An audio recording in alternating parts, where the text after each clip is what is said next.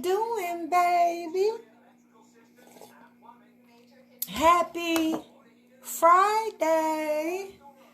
And today on Coffee and Conversation with your girl, Shakenya. When you get a minute, go to that YouTube channel, Shakenya, and hit subscribe, guys. Look at some of the videos, and if you see anything that you like, just hit share. Yeah, I had a meeting this morning, so I had to come into the office. Yes, I miss being here. Y'all know I ain't been here since I ain't had no vehicle. Yeah, I've been working from home. But y'all like my new office space? One of my awards fell down. I got to put that back up. Yeah, got my wall off balance. And y'all, if y'all haven't seen the new space, let me show you. Because you know, for Attitude Adjustment, we do the family meetings. So, if you have not seen the area, there go my book. I was looking for my book. It's up here. Oh, man, y'all. So, this is our little area where we have our family meetings, guys. So, this is my new office space. I know.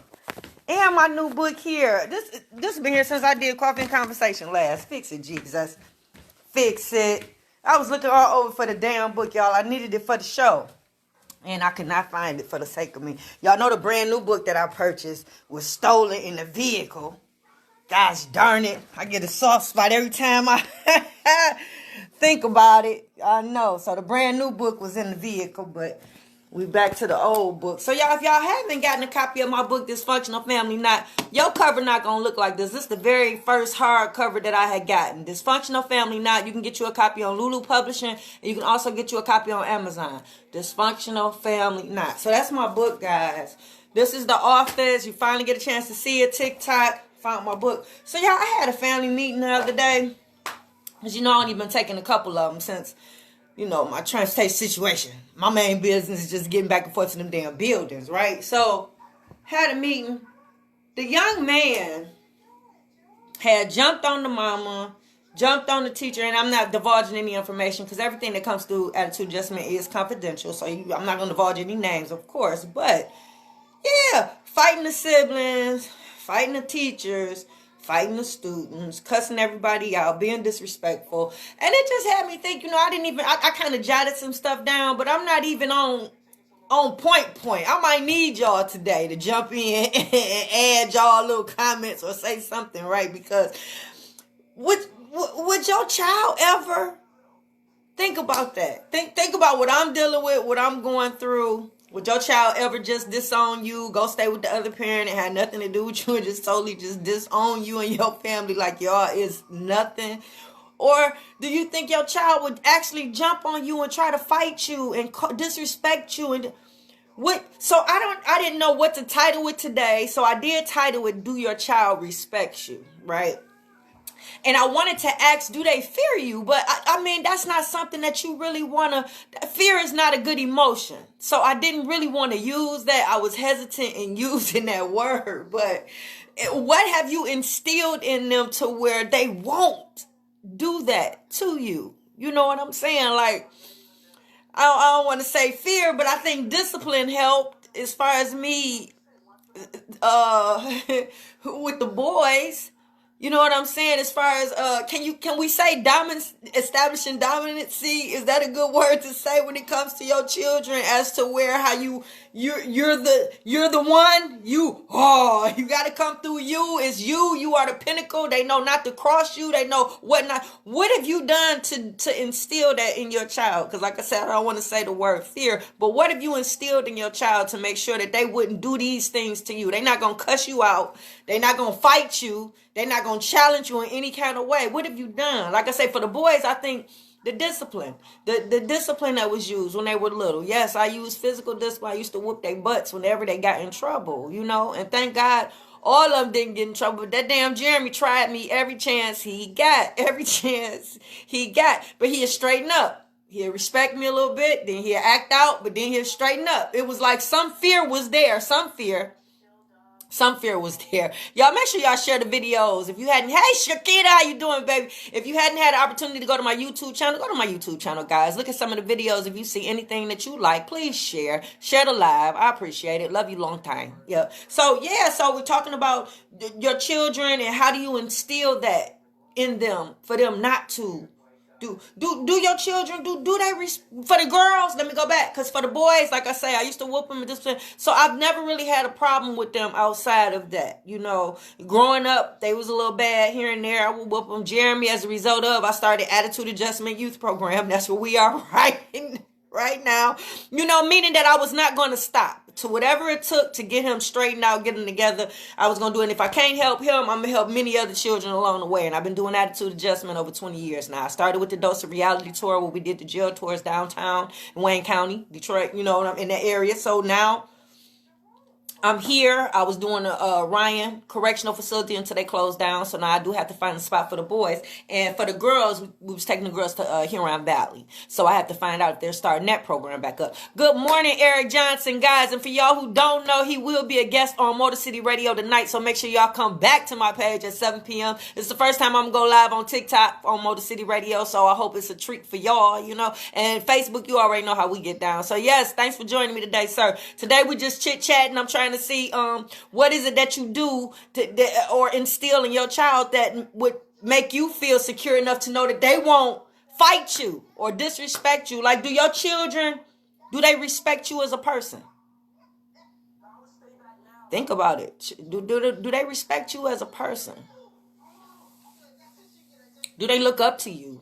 Do they, like when my girls was with me, I tried to keep them with me. That was a little technique I want to throw at y'all. If you're trying to preserve your kids' innocence, your daughter's innocence, keep them with you.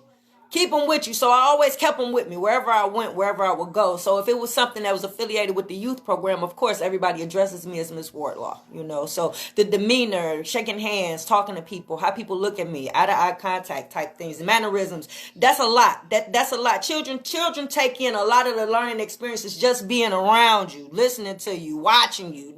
It ain't so much of what you're buying them and all that. Like I tell you, it's what's taught, not what's bought, right? So them being around that environment, seeing me in that element, coming to all the events that we had. It was important that my children volunteered at every event that we had. Brandon was always there to set up tables and greet people. The girls were always in their black and they were always ushers, showing you where you have to go. That was a must for me. When I was married, the guy that I'm going through the stuff with, he went and volunteered with me at the fundraiser. I did a basketball tournament at St. Cecilia, the famous St. Cecilia. Him, just a picture of him and my boys back there selling the concessions. My auntie working the door. Like the family was there in the house supporting and celebrating what I was doing. Hey, Lena. Hey, Alana. How you doing, baby? Use every opportunity to show him cause and effect, because he'll be held accountable. That is true. That is true, Sharkita. Good one. So, yeah, guys, just want to know if they respect you. Do they respect what you do? Do they respect who you are? Do your children speak highly of you? Yeah, have you gotten feedback from people in the street where they done ran into your kids and the baby, because that's the focus of Coffee and Conversation.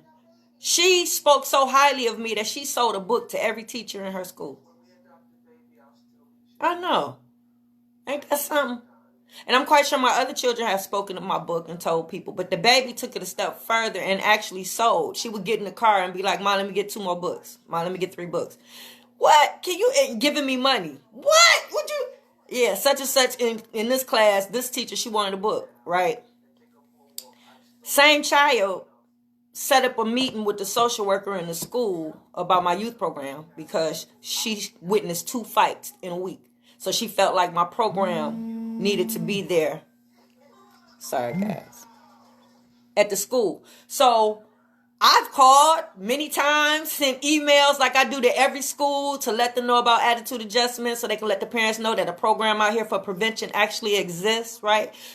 Couldn't get in touch with nobody. They kept putting me off. Emails, I would send countless emails, never got a meeting with them. My baby set the meeting up with the social worker. I heard a couple times when we had the schools, the girls had a school in Westland, the boys had a school in Inkster. Jeremy had the school in Inkster, and my girl and my son had the Birmingham Municipal Center, right? So I had all 3 of those contracts, cleaning contracts. Fix it, Jesus. I walked in a couple times and heard the baby telling the oldest daughter what she should and should not do and what needs to be done before mama get back. Right. So she instantly took the supervisory role of that job. So even though she was the youngest, and even though I was grooming the oldest to do more of that and be more responsible in that area, the baby is the one that took on that role. So I had to kind of lean towards, this might be the one to do this. So just imagine, this is the bond, this is the relationship, this is what's going on in my household, this is where we are, right? Fix it, Jesus. Fix it, Jesus. For a child to respect me to that level and look up to me on that level, to do that much because of the belief she has in what I do,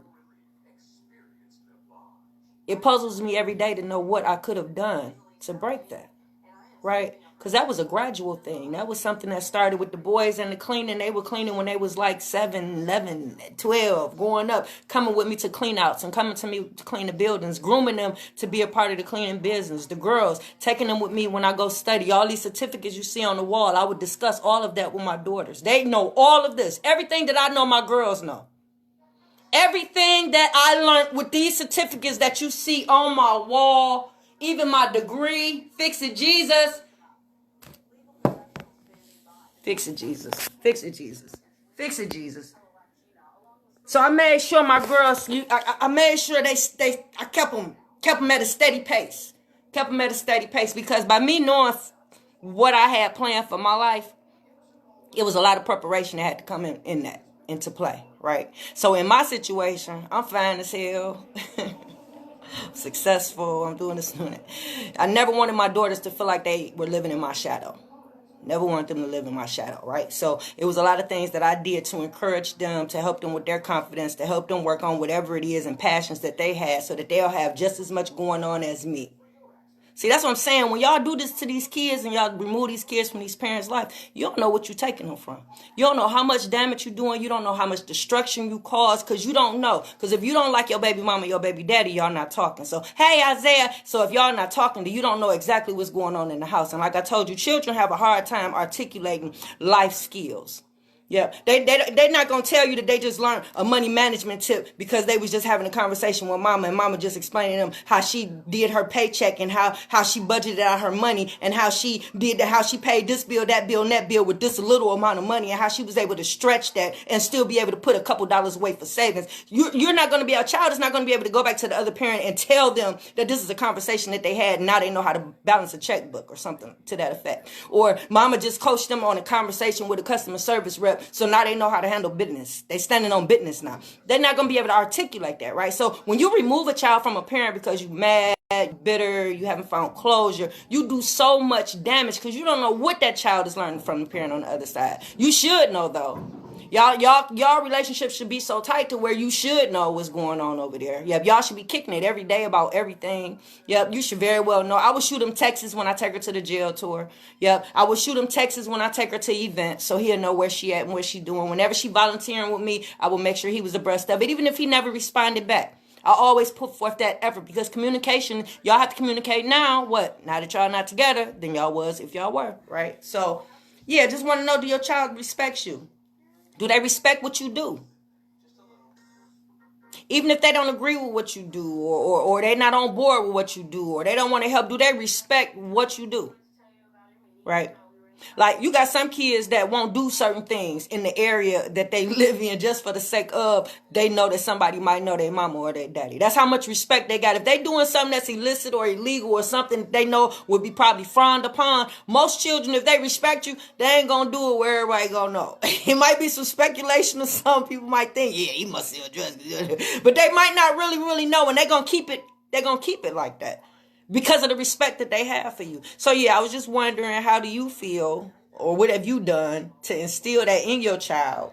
I don't want to say do your child fear you. So I guess I just want to say, do they respect you? You know, even if they don't agree with what you do they respect you as a person? Certain things children won't do just because of the respect they have for you. So just wondering, because the meeting that I had with the child that actually jumped on the mama, is this not the first case? You got to keep in mind, a lot of my cases come from the juvenile court. Yep. Y'all don't share my stuff. Y'all don't share my interview on Fox News and Channel 4. Yep. Y'all don't share it. Y'all don't tell y'all friends when y'all know y'all kids be acting out that there's a program that can help you called Attitude Adjustment. My girl, this girl I grew up with, this girl I used to work with, y'all don't promote me like that. Y'all don't put me out there like that. So, yeah, all my cases generally come from the criminal court and they come from referrals. Yeah, from people who've actually come through the program. So, yeah, today, y'all, was basically it. Wanting to know how confident you are with your child. Would your child just act out on you? Would your child turn on you? Would your child disrespect you? And what are some of the things you've done to instill that in them? For me, it was the discipline. For the girls, when Kennedy started acting out, I had started the youth program by then. And what I did was, I had a meeting at Vista Maria, and so I threatened to take her there. So when I went for my... Jesus. I know it's a little shady, I know, it's a little sneaky, I know. But you got to keep in mind, I was just getting away from the physical discipline. So I wasn't physically disciplining the girls. It was more so gentle parenting. So to instill some type of something, when she got a little lippy with me a couple times, I told her she was going to Vista Maria, and I took her there when I went for my meeting. So she thought she was going there to be left, but in all actuality, she was just riding with me because it was my meeting, right? But that mine. That's about the only way I play with my kids' mind. You know what I'm saying? Just to keep them on the right track. Just like the kids in the Attitude Adjustment Program. When I show up at their doorstep, I got my gun, my handcuffs, my walkie-talkie. They don't know what's about to happen. They don't know what I'm about to do. All they know is that this is authority, right? So, yeah, with her, taking her to that meeting, yeah, that was it right there. I didn't have no problems with her after that. And as a result of me instilling whatever it is I instilled that day by taking her there, she passed it on down to the baby. So the baby didn't give me no problems. That's why my situation is so, I can't grasp and don't know what's going on, because I didn't have no problems on my daughters. Like all the things that you would typically endure as your children grow through adolescence and everything. Like the girls, what they say, they be smelling themselves and things of that nature. I was already prepared for all of that. Yeah, the boys prepared me for more than anything as far as parenting. But when it came to the girls, by me being one, fix it, Jesus. Yeah, I was prepared for all that. So I was able to replace whatever behavior that would have came or would have come or was going to happen to make them feel a certain way. Yeah, all the way down to them wanting to be around boys and having boyfriends. True enough, they were attracted to boys. I established that early on. But as far as wanting to be a girlfriend and be all up in boys' face and be humping and doing oochie coochie and all that type of stuff, no. And you know what I replaced it with? The responsibility of this being a mentor of the youth program. Yep. Being a mentor, being involved in the family, it took away the sensation, believe it or not, of wanting to be grown and wanting to be fast because they were being mature in that situation. Being a mentor made them feel the maturity that they probably would have felt if they was running around with some little boy feeling all on them and stuff, right? You probably can't get it right now, but think about that for a minute. Yep, I replaced it with that. Fix it, Jesus. So, y'all, that's it for Coffee and Conversation with your girl, Shakenya. I got to get ready for this meeting and I'm out. All right, Facebook, you know what it is. Share the video. I'm out. And leave your suggestions and your comments. I want to know, what did you do to instill it, right? Because I thought I did everything and nothing worked. So I'm out, guys.